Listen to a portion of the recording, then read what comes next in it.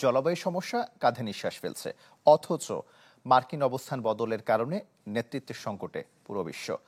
এছাড়াও অস্থিতিশীলতা মাথায় নিয়েই লাতিন আমেরিকার দেশ ব্রাজিলে শুরু হলো COP30 সম্মেলন। প্রথম দিনে আলোচনা হয় জলবায়ু পরিবর্তনের কারণে এক দশকে ঘর হারানো 25 কোটি মানুষ নিয়ে। উঠে আসে হিমবাহ ইস্যু, অর্থায়নের অভাব, পুরনো প্রতিশ্রুতির বাস্তবায়ন ইস্যু।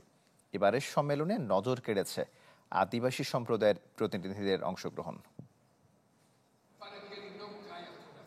যুক্তরাষ্ট্রের নীতিগত অবস্থান ও প্যারিস চুক্তি থেকে সরে দাঁড়ানোর ঘোষণায় জলবায়ু মোকাবেলার বৈশ্বিক নেতৃত্বে দেখা দিয়েছে শূন্যতা। ফলে কখনো সবুজ প্রযুক্তির কাণ্ডারি চীন, কখনো আমাজনের রক্ষাকারী ব্রাজিল কিংবা ইউরোপের দেশগুলোর পতাকা তলে শ্বাস নেয়ার সুযোগ খুঁজছে জলবায়ু সমস্যা মোকাবেলার গুরুভার। এমন পরিস্থিতিতে ব্রাজিলের আমাজন শহর বেলেমে আনুষ্ঠানিকভাবে শুরু হয়েছে COP30 সম্মেলন। 2 সপ্তাহব্যাপী এই বৈশ্বিক জলবায়ু সম্মেলনে অংশ নিয়েছে 100-র বেশি দেশসহ 1.5 শতাধিক প্রতিনিধি দল, যাদের মূল এজেন্ডা দুটি: দূষণকারী জ্বালানি উৎস থেকে সরে আসার সিদ্ধান্ত কতটা বাস্তবায়নযোগ্য তা খুঁজে বের করা এবং এর জন্য প্রয়োজনীয় অর্থায়ন নিশ্চিতের পথ সামনে আনা। তবে বৈশ্বিক রাজনীতি এবং বিভক্ত অবস্থানের মধ্যে আসলে কতটুকু অগ্রগতি করতে পারবেন তারা, সেটি বড় প্রশ্ন।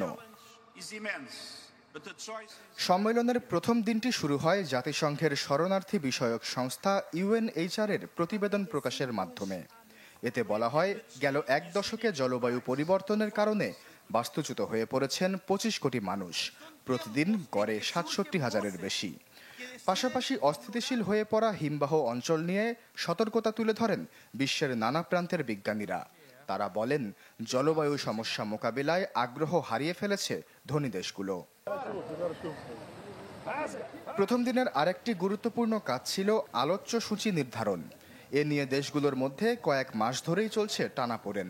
ব্রাজিলের দাবি, দেশগুলো বাস্তবায়নযোগ্য পদক্ষেপে অগ্রাধিকার দিক এবং আগের অপূর্ণ প্রতিশ্রুতিগুলো পূরণের দিকে জোর দিক।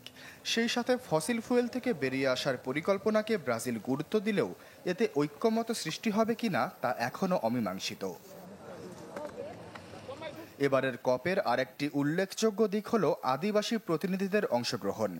1000 কিলোমিটার পথ পাড়ি দিয়ে তারা যোগ দিয়েছেন সম্মেলনে।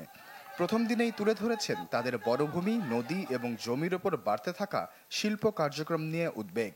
দাবি তুলেছেন ভূমি রক্ষায় বাস্তব পদক্ষেপের। 2 সপ্তাহব্যাপী এই সম্মেলনের প্রথম সপ্তাহটি সাধারণত নীতি নির্ধারকদের প্রাথমিক অবস্থান জানা ও আলোচনার খসড়া রূপ পায়। দ্বিতীয় সপ্তাহে এতে যোগ দেন বিভিন্ন দেশের মন্ত্রীরা, যেখানে প্রযুক্তিগত ও আইনি জটিলতা নিয়ে টানা আলোচনা চলতে থাকে। অনেক সময় ভোররাত পর্যন্ত চলে সমঝোতা খোঁজার চেষ্টা, আর সিদ্ধান্ত গৃহীত হয় সম্পূর্ণ ঐক্যমতের ভিত্তিতে। আশ্বাস চৌধুরী, চ্যানেল 24।